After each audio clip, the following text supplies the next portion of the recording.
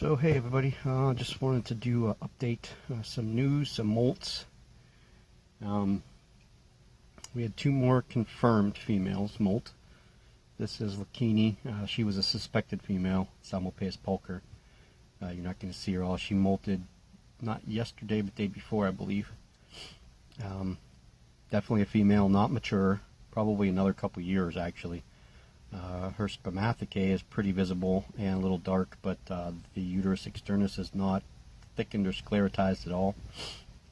So we had her molt, and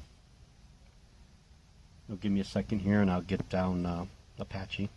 Okay, so down here, all scrunched up, is the Poecilotheria regalis. This is Apache. She molted yesterday.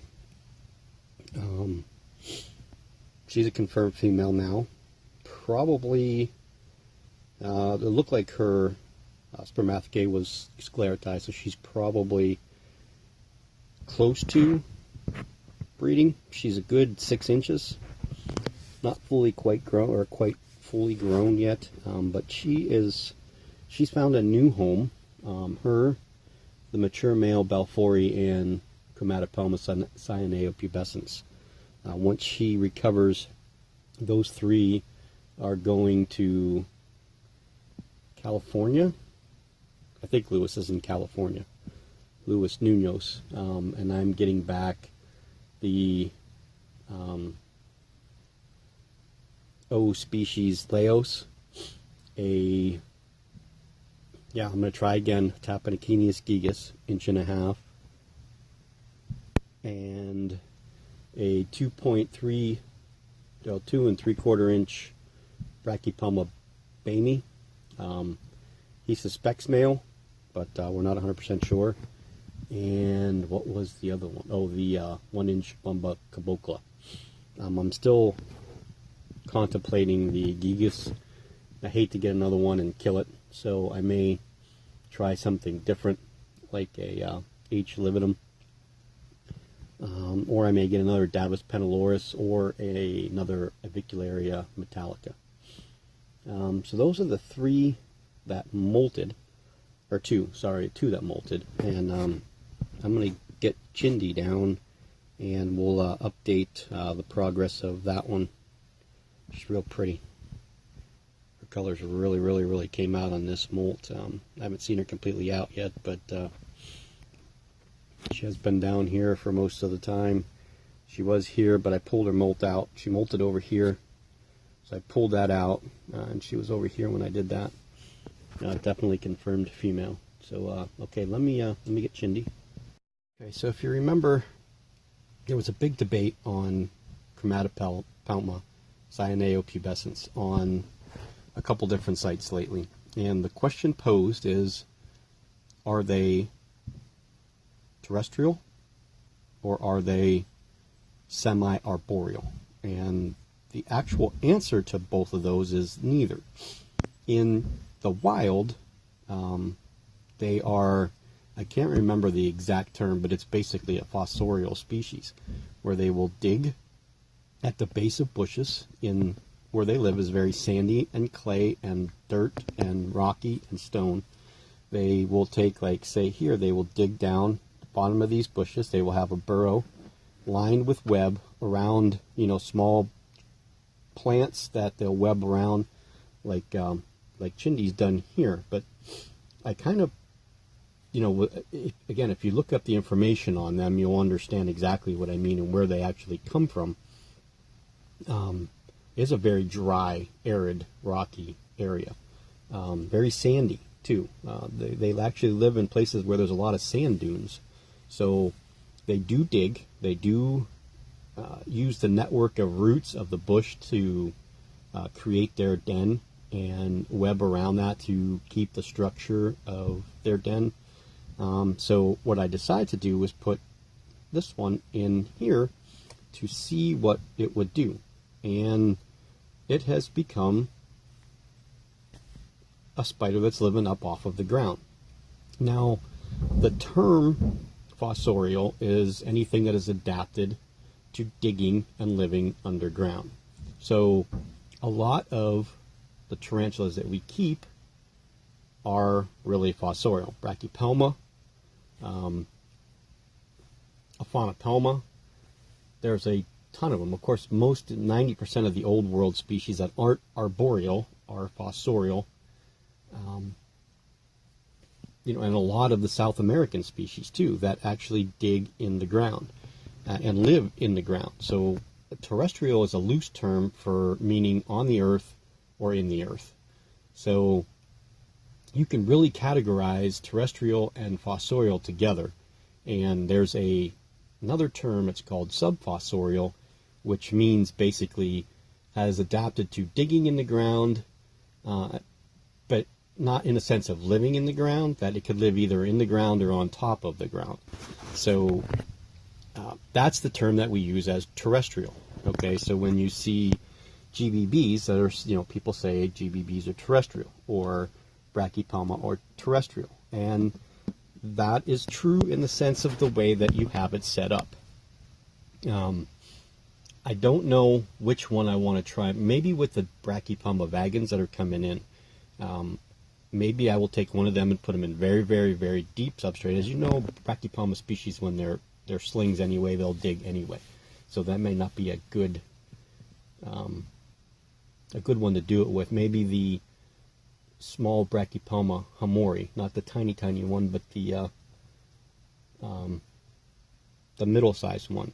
If I put that one into a container with some very, very deep substrate, we'll see if it actually digs. And if it wants to live underground more. I mean, we as keepers want to see our tarantulas, so we tend to not set them up exactly, or sometimes even close to what they live in the wild. And you go by pet stores, the way the pet stores have them kept, because of course they're pet stores, so they should know, right?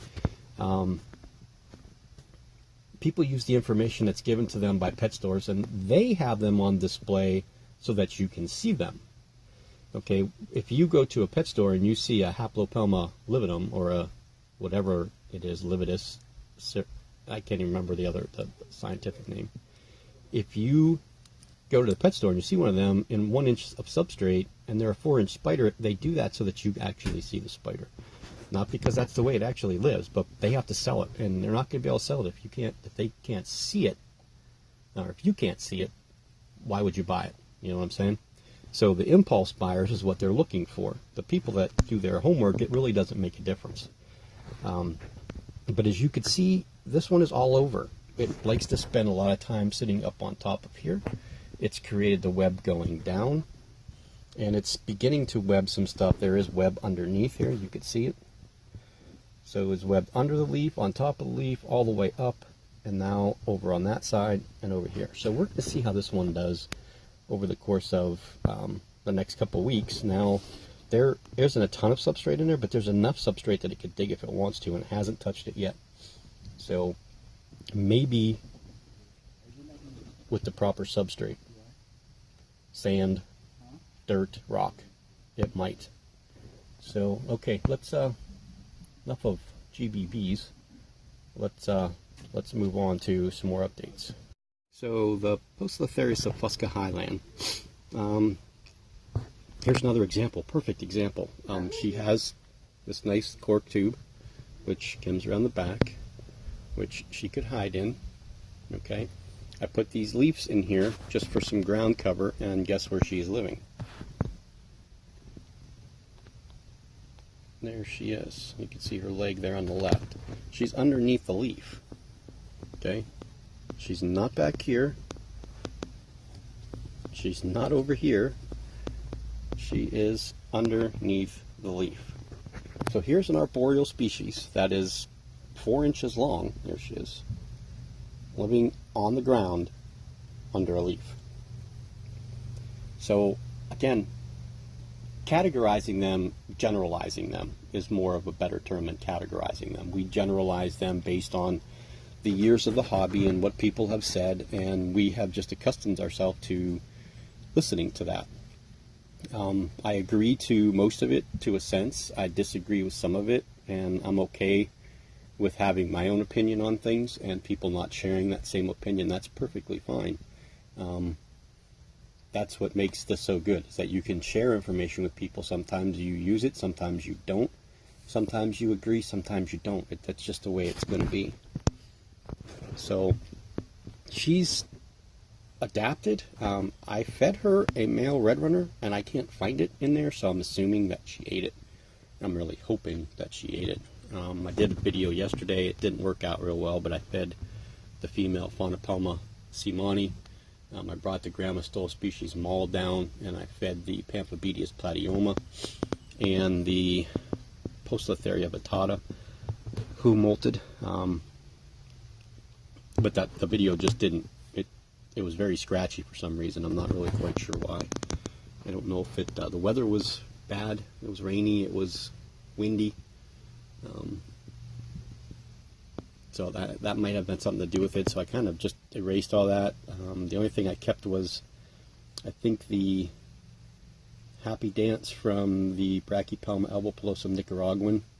And there was one other part of one of the videos I kept that we'll use in something later on, whether it's going to be an intro video, which I'm still trying to work on, or another quick hits or something like that. I try to save some of the footage for stuff like that. So let's move on to another update, and this is where I'll say this is a fact, a proven fact, how much tarantulas hate us. So this is the home of the Ephebopus cyanognathus. Okay, recently molted, moved into a new enclosure because I really didn't like the setup. Okay, and I gave, look at, she's got quite a bit of substrate in here, packed down at the bottom, a little loose on the top. There we are, right here in the corner, at the very top, and you could see the turret that it made. So if I pop the top, which I have yet to do, I'm pretty sure that, yep. Okay, so there you go.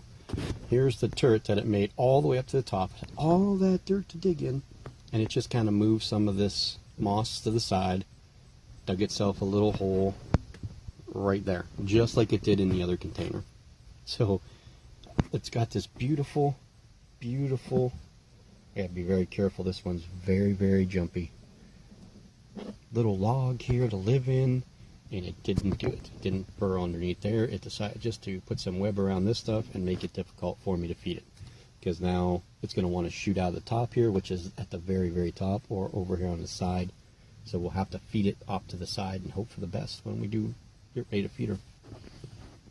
So there's the E cyanognathus, and we'll move on to a couple more things. Okay, this is Devon. Devon is the unconfirmed male Caribena versicolor. Been in pre-molt for almost a month. Hasn't eaten in 5 weeks. Should be molting soon. I could tell the abdomen's swollen. It's gotten longer. So we have this guy, the Davus peniloris male that you guys saw in the feeding video the other day, and the Faunopelma hensi male is finally starting to show signs of premolt, and of course the Poecilotheria tigrina wasseli. The tigrina wasseli and the Psalmopoeus cambridgei in here will be getting an upgrade in containers to the snap tights. Okay, once we move the female regalis out, I'm going to take the container that she is in, and we're going to put her in there.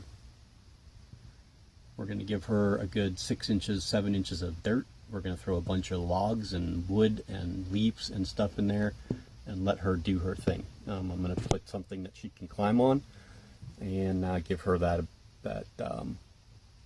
ability to be somewhat arboreal, or up above the ground.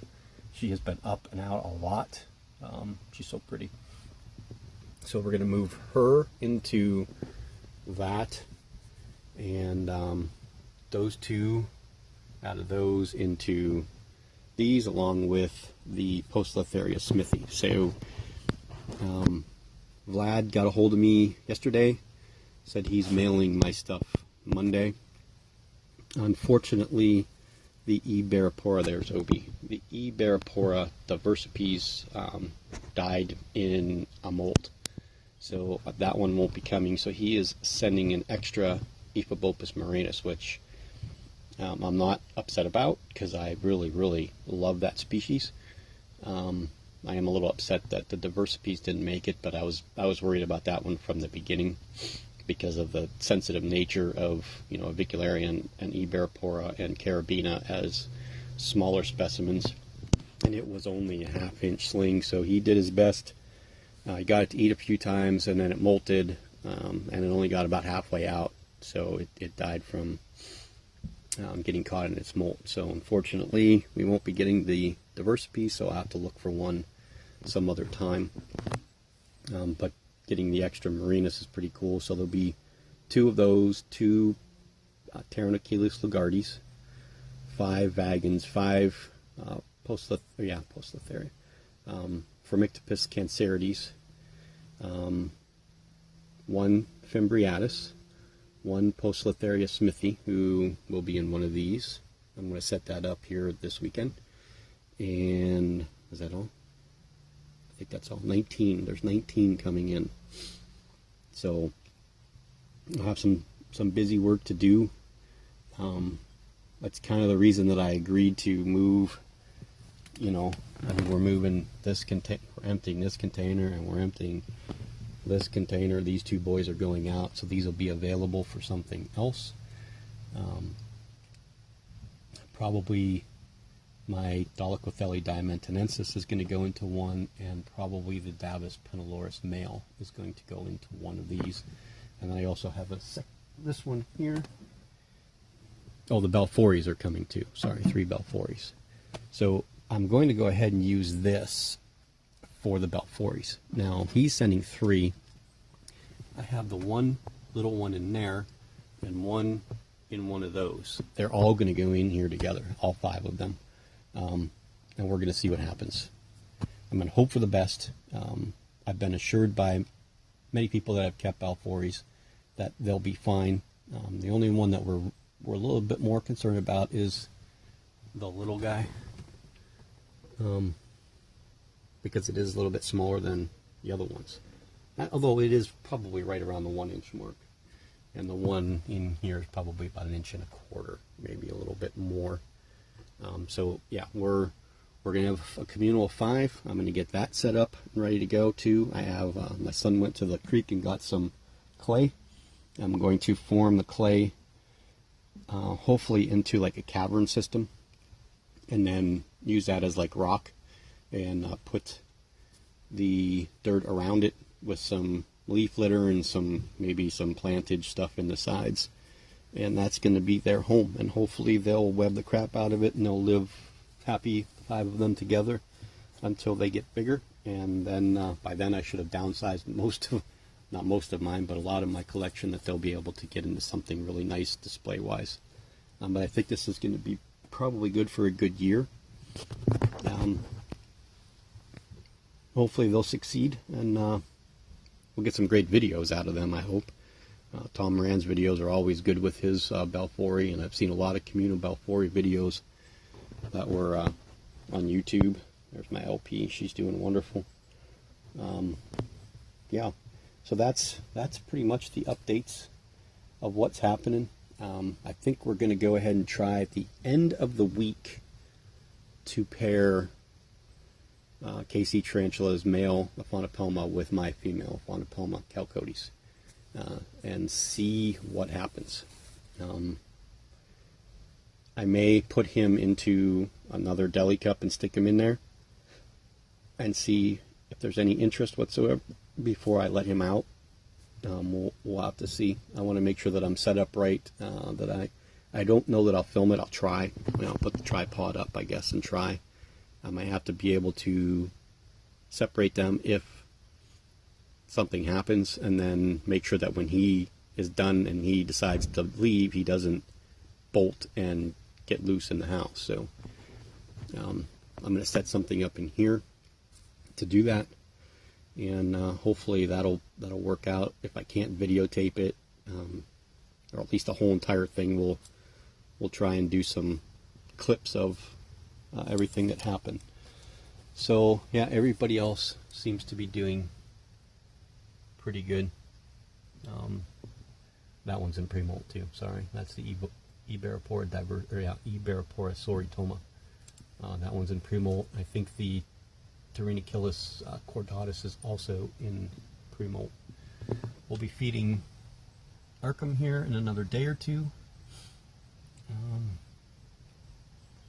I think that's really all of the feedings that need to happen. I did go get some small crickets and stuff, but with moving one of the Belfories out of this, and then I have another one empty down here, I'm trying to decide out of 1, 2, 3, 4, 5 of these, which 2 are going to go into those. Probably the Brachypelma albopilosum and probably the Grammostola pulchra piece. I think we'll move out of these deli cups and into those.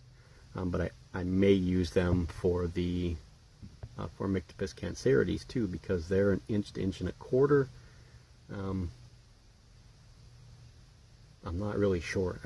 I don't know a lot about the species.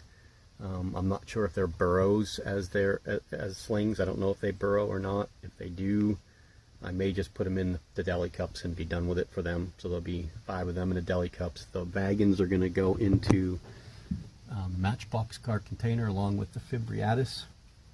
So there'll be 6 of those. And then the other 2, there's 2 more. There'll be 8 total with the Lugardis. All 8 of those are going to go into those matchbox car containers or vials like this. I also want to move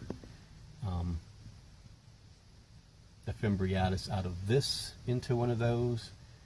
This cane kraken here, I'd like to get into one of these.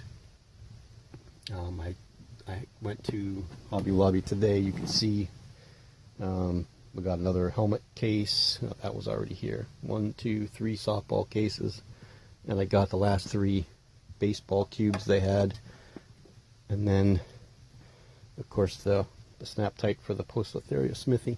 So I have some stuff to do. Some things to make up. Today's Bacane Days, so the boys have won the cornhole tournament there 2 years in a row, so hopefully they'll win their 3rd straight. They probably won't let them in if they do. They'll let them in next year if they do. But I also have this too. This is all set up and ready to go too. I don't know yet who I want to put into this one. Again, if you guys don't have if you have a Hobby Lobby near you, I need to finish the holes. Oh no, I didn't want to put holes in the back. That's right, because I wanted to glue wood and stuff on the back of this. So if you don't have a Hobby Lobby near you, of course it doesn't really make a difference, but if you do and you're not getting these, get the Hobby Lobby app if you have a Samsung or a Galaxy or probably a Motorola or whatever phone, as long as it's not an iPhone, because the iPhone you can get it too. That's the Tarantula app. But the Hobby Lobby app, you just go download the Hobby Lobby app. It's worth it just to have it on your phone. You get 40% off of anything every day. So, like I said, these softball cubes are $6.99. So when you get to 40% off, you're paying like $4 for them. So you really can't go wrong. And they're nice, clear acrylic. You can see they're very easy to see in. They're much better than these deli cup things. That's why I want to get more to eliminate using these. They stack real well, so I'll be able to stack them on the shelf if I need to. Yeah, you got to get them. So, okay, well, I hope everybody has a great weekend. I'll update everybody on how the boys do in the tournament. And I don't really have anybody to feed. I did feed the centipede last night. He was out, actually, not above. There he is right there, as a matter of fact. How long he is? Probably 3 inches. I fed it a mealworm. It ran from it, and then eventually came back and got it. But yeah, you can see, he's getting big. He's getting big. He's going to molt anytime. So yeah, we got to get him out of there. Definitely got to get him out of there. So, okay, everybody, have a great weekend, and we'll see everybody soon.